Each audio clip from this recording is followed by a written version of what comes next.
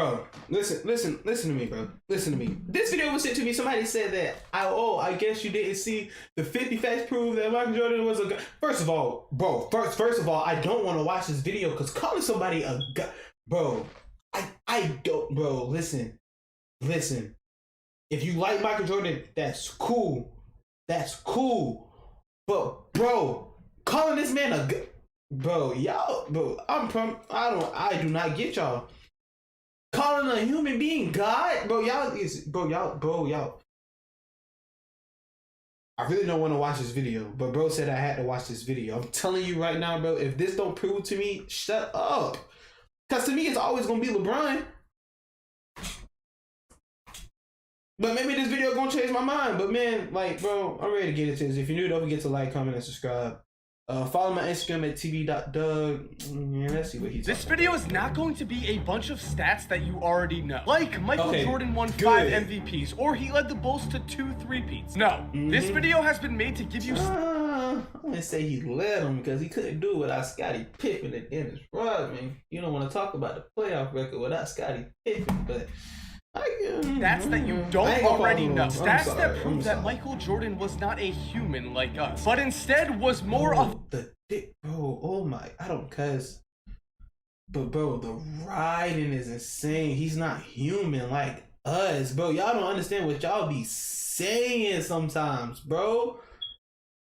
Stats that prove that Michael Jordan was not a human like us, but instead was more of a basketball god. For anyone new to this channel, my name is Mike. I hope you're having an awesome day, and I hope you enjoy the video. He is the only player in NBA history to win 2 gold medals, an NCAA championship and an NBA championship. After the Bulls started the 1991 season 0-3, Jordan never lost 3 straight games again when he was on the court as a Bull, which means in 500 games across 6 seasons, the Bulls never had any real losing streak. Included in that was the 96 season, of course, where Chicago won 72 games. But we're not counting that as a stat because we're not doing basic stuff this video. During his playing career, Mike only slept 4 hours a night on average. And before the 1992 gold medal game for the Dream Team, he did not go to sleep and still scored 22 points to lead Team USA to a 32-point victory. The man is not a mere mortal who requires sleep. He's more like a superhuman. If you take out the 1986 season where he missed a majority of the year with a foot injury, then Michael Jordan missed a grand total of 7 games with the Bulls from 1985 to 1998. That's 7 games missed out of 916 total games. And Michael Jordan played every single game in his last 3 championships. That load management thing is so dumb now. I'm not gonna lie. This includes the playoffs, which means in these 3 seasons he played 100 games, 101 games, and 103 games without sitting a single day. This was between the ages of 32 and 35. The man also never missed a playoff game in his career. He never did miss a playoff game, but he got kicked out of the first round a couple times. Bulls played 179 playoff games, and Jordan was on the court for every single one. And if you still don't understand just how inhuman he was, he played in all 82 games in the 2003 season when he was 40 years old. There were no 2-week breaks in the middle of the... I'm telling you, he was trying his hardest to get the Wizards to the playoffs or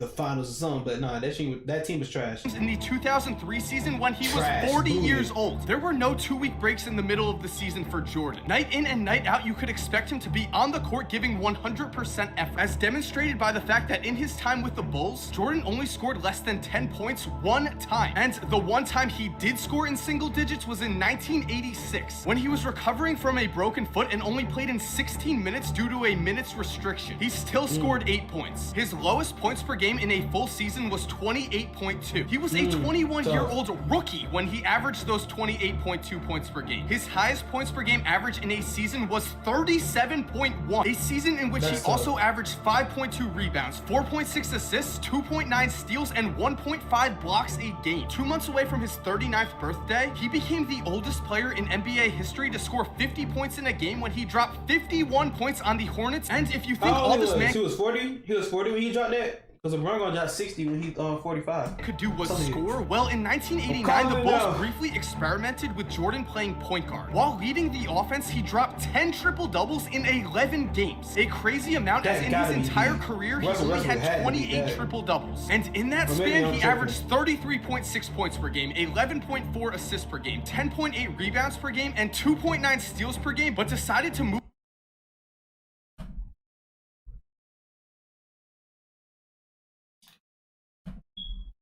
back to the shooting guard spot because he was more comfortable there. Now, back to scoring. In every full season he played from 1985 and from 1987 to 1998, he led the league in points. That means that every single season, including his rookie year and except for the year that he broke his foot, Jordan led the league in scoring. That was tough still. Including his rookie year and except for the year that he broke his foot, Jordan led the league in scoring. In every full season he played from 1985 and from 1987 to 1998, he also led the league in field goals. And from 1997 to 1998, in every full season he played, he led the league in points per game. He was putting up these numbers while remaining incredibly efficient. From 1987 to 1997, in every full season he played, MJ led the league in win shares. His other two full seasons as a Bull, 1985 and 1998, he finished second, and he was also first in the NBA in PER from 1987 to 1993, which makes sense because he has the highest career PER in NBA history with a 27.91 average. And on the defensive end, he is the all-time blocks leader for a guard with 893 in his career. He holds the single season record for blocks by a guard with 131 in 1988. And he is the only guard to get 200 steals and 100 blocks in a season, which he did twice in 1987 and 1988. While he accomplished these many incredible feats in the regular season, his playoff career was even more impressive. Just listen to this. In 179 playoff games, Michael Jordan never scored less than 10 points in a single playoff game. He also only scored less than 20 points 6 times, and he scored over 15 points in all 179 of those games, which is a consecutive game record for most games with at least 15 points in the NBA playoffs. He set the record for most consecutive 20-point games in the playoffs when he scored 20 points or more in 65 straight games between the 1989 playoffs and the 1993 playoffs, and he had the most consecutive field goals in a playoff game with 13 against the Lakers in the 1991 NBA Finals. Sticking with these consecutive records, he is the only player in NBA history with consecutive 50-point games in the playoffs, as he started off the 1988 playoffs against the Cavs with 50 points in Game 1 and 55 points in Game 2.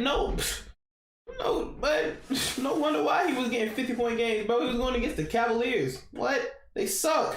1988 playoffs against the Cavs with 50 points in Game 1 been good since LeBron joined the team. I'm telling you. Game 1 and 55 points in Game 2. Speaking of total numbers in the playoffs, Jordan has the most 30-point games in NBA playoffs history with 109. The next most is Kobe, who had 20 less than Michael. He also had the most 40-point games in the playoffs with 38. The next had almost half the amount as Mike. And to nobody's surprise, he has the most 50-point games in the playoffs with 8. Wilt Chamberlain is second on this list with only 4. He began this record of most 50-point games in the playoffs by setting the record for most points in a playoff game when he dropped 63 against the eventual champion Boston Celtics in 1986. He finished game 1 of that series with 49 points, and after the series was over, Larry Bird told reporters that MJ wasn't a normal player. Instead, the man wearing 23 for the Bulls was God disguised as Mike. Bro, I swear to you have one more time to say this man was God. I swear I would, bro, y'all are, bro, dang, it's okay to be a fan or something, but dang, bro, dang. Come on. In that 1986 series, he finished with a 43.67 point per game average, which is the highest points per game in one playoffs by one player in NBA history. But he only played in 3 games that year. What was more impressive was that in 1992, he finished the playoffs with 759 total points, the most by one player in NBA history. And for his career, he holds the total record for points in the playoffs with 5,987, the total record for points per game in the playoffs with a 33.45 average. No one else has averaged even 30 points a game. The total record for free throws in a playoffs with 1,463. And the career average for PER in the playoffs with a staggering 28.6 average. And while these playoff records are incredibly impressive, the place where NBA legends build their legacy is in the NBA Finals. And in the Finals, the Chicago Bulls finished with a 6-0 record with Jordan on the court, and they never played in a Game 7. In those Finals games, Michael never had a game in which he scored less than 20 points, setting a consecutive game record in the NBA Finals with 35 straight games of at least 20 points. He also only had 4 Finals games in which he scored less than 25 points. And in the 1993 Finals, he cemented his place as the most dominant player in NBA history, as he set the record for most consecutive games in the NBA Finals with at least 40 points, when he scored 40 or more points in games 2, 3, 4, and 5. This included a 55... Bro, going against, I'm not gonna say nothing about the Suns. They made it to the finals, but bro, the Bulls is gonna win. Or more points in games Let's 2, keep it a 3, buck, 4, and 5. This included a 55-point explosion in game 4. In those same 1993 finals, Mike also set the record for most points per game in one finals with 41 points per game against Phoenix. After Charles Barkley had just won the MVP over Jordan in a crime of an MVP decision. To show everyone just how wrong they were, Michael scored at least 30 points in every single game in the 1993 finals. He finished his career with a 33.6 points per game average in the finals, which is second to only Rick Barry, who only played in 10 games. The year before, though, Michael had the most impressive half of a finals game of any player in NBA history, as leading into the finals, the media tried to build up a rivalry between Michael and Clyde Drexler, stating that while Michael was the better scorer, perhaps Clyde was in Jordan's league because he was a better shooter. In response to this, Michael made 6 three-pointers in the first half of game 1, a record for most three-pointers in one half of an NBA Finals game that stood until Ray Allen made 7. And this was even more impressive than it seems because Michael only made 27 three-pointers in the entire 1992 season. In this first half, he also set the record for most points in one half. And I already know somebody for to say, "Oh, but you said Michael Jordan can't shoot." Still can't shoot. They were like, bro, like Michael Jordan is not a great 3-point shooter. Don't care what you say. Hitting 6 though, 6 they said in a half, 7. 6, whatever it was that he hit, that's cool though. I mean, that's good. That's good. But bro, come on, bro. No. Michael Jordan is not a great 3-point shooter. 35, a record that he made one of the most iconic moments in NBA history with this shrug. And moving on a little, when he was 35 and playing in the last NBA Finals game of his career, he put up 45 points to help secure a Bulls championship. And in that last game ever, with 40 seconds left and the Bulls down by 3 points, Michael Jordan proceeded to win the NBA championship by himself, as he was the only player on the Bulls to touch the ball in those 40 seconds.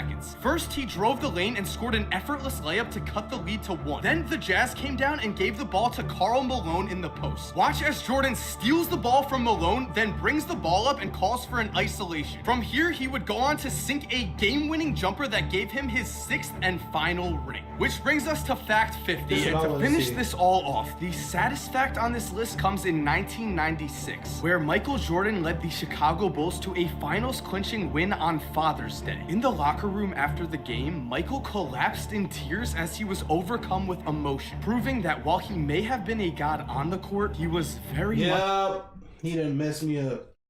He done messed me up. That was the boy. I told you he had one more time to say this man was God. But bro, I'm telling you,